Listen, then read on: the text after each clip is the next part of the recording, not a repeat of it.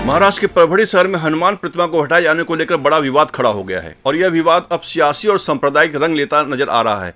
दरअसल शहर के वांगी रोड स्थित अपना नगर इलाके में मनपा प्रशासन ने कार्रवाई करते हुए एक खुले मैदान में स्थापित मारुति यानी हनुमान की प्रतिमा को हटाया।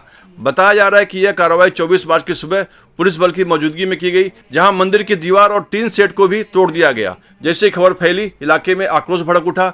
शिवसेना के शिंदे गुट के कार्यकर्ता और सकल हिंदू समाज के लोग दोपहर करीब 1:30 बजे नगर पालिका कार्यालय के बाहर जमा हो गए। प्रदर्शन शुरू हुआ, नारेबाजी हुई और फिर देखते ही देखते मामला उग्र हो गया। आरोप है कि नाराज कार्यकर्ता नगर पालिका कार्यालय में घुस गए और वहां शीशे व अन्य सामान तोड़ डाले, जिससे पूरे परिसर में तनाव का माहौल बन गया है। प्रदर्शनकारियों ने इस कार्रवाई के लिए सीधे तौर पर महापौर सैयद इकबाल को जिम्मेदार ठहराया, साथ ही अधिकारियों के खिलाफ कड़ी कार्रवाई की मांग की। मौके पर भारी पुलिस बल तैनात किया गया। स्थानीय क्राइम ब्रांच और तीनों थानों की टीमें मौके पर पहुंची, हालात को काबू में लेने की कोशिश की गई। इधर बढ़ते विवाद के बीच मनपा आयुक्त और महापौर ने प्रेस कॉन्फ्रेंस कर सफाई दी और पूरे कार्रवाई को प्रशासनिक बताया। फिलहाल परभणी में हालात संवेदनशील बने हुए हैं और हर नजर अब प्रशासन की अगली कार्रवाई पर टिकी है। त्यांनी काय आरोप केले हा त्यांचा मुद्दा आहे, पण मी एवढं सांगू इच्छितो की प्रशासकीय स्वरूपाची कारवाई केली। कल तोड़फोड़ में जो कितना नुकसान हुआ अपने महानगरपालिका काचा 2 फोडलेले आहेत, म्हणजे काचेच्या व्हॅल्यूवर नकडे पण त्याचा गुन्हा आपण दाखल केला। किती लोकांवर गुन्हे दाखल झाले सर? काल तोडफोड झाली, माझ्याकडे FIR ची कॉपी आलेली नाहीये, पण मला वाटतं 10 ते 12 लोक यापुढेही अतिक्रमण मोहीम महापालिकेची चालू आहे। अतिक्रमण काढणे हा महापालिकेचा प्रशासकीय स्वरूपाचं कामकाज आहे, त्यामुळे अतिक्रमणे काढावीच लागतात। त्यामुळे तशी कारवाई निरंतर चालू राहणं ठेवायची। आता ते 20 तारखेला जी बैठक ठेवली तर त्या 20 तारखेला बैठक नाही ठेवली, 20 तारखेला कारवाई आपण केलेली आहे आणि माझं समस्त परभणीकरांना नम्र निवेदन असेल की कुठल्याही अफवावर विश्वास ठेवू नका, कुठल्याही चेतावणीवर विश्वास ठेवू नका आणि आपले सण आता जे आहेत शांततेत आणि आनंदात साजरे स्पष्ट केलंय की ती कारवाई जी होती ती प्रशासकीय स्तरावरची होती आणि महापालिकेकडून नियमानं नेहमीप्रमाणे अतिक्रमण काढण्यात येतं। तरी ठराविक समाजाचा विरोध आहे, याला काय सांगाल तुम्ही?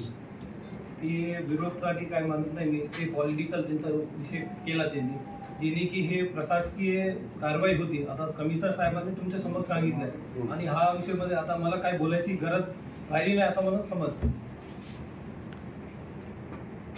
तुम्ही महापौर झाले कसं पाहता तुम्ही? सर, मी शहराचा माझा दृष्टिकोन काय, जे आपल्या शहराचा विकास अगोदर व्हावा ह्या दृष्टिकोनामध्ये मी ग्राउंडला आहे। प्रत्येक जेव्हापासून मी चार्ज घेतलेला आहे, सारखं मी विकासासाठी लढत आहे। शहरामध्ये लोकांचा जे इश्यूज येत आहे त्यावर आम्ही सोल्युशन काढण्याचा प्रयत्न करीत आहे।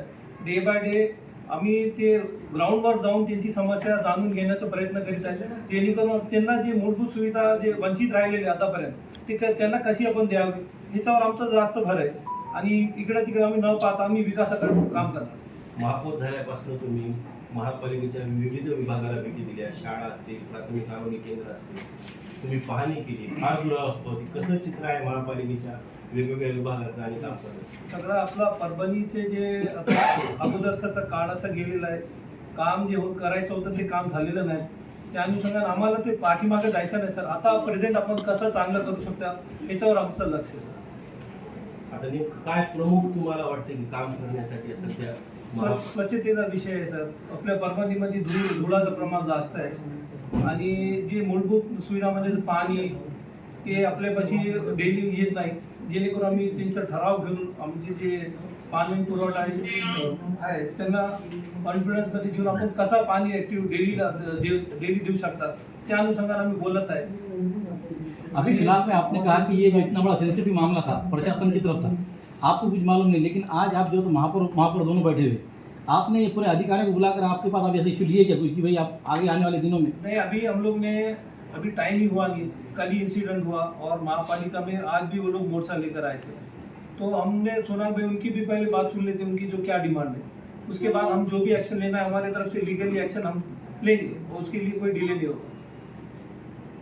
जागा कोणालाच अलॉटमेंट नव्हती, अतिक्रमण होतं, तरी देखील मोर्चा काढण्यात आला। कसं पाहता तुम्ही ह्याच्यात? ते पर्सनल इंटेन्शन होता त्यांचं, काहीतरी ते स्वतःच्या बेनिफिटसाठी ते लढत आहे आणि आम्ही त्याच्याकडे लक्ष घालत नाही। आमचं लक्ष एकच म्हणतो, विकासाकडे आमचं लक्ष राहील आणि विकास आम्ही नक्कीच करून दाखवणार।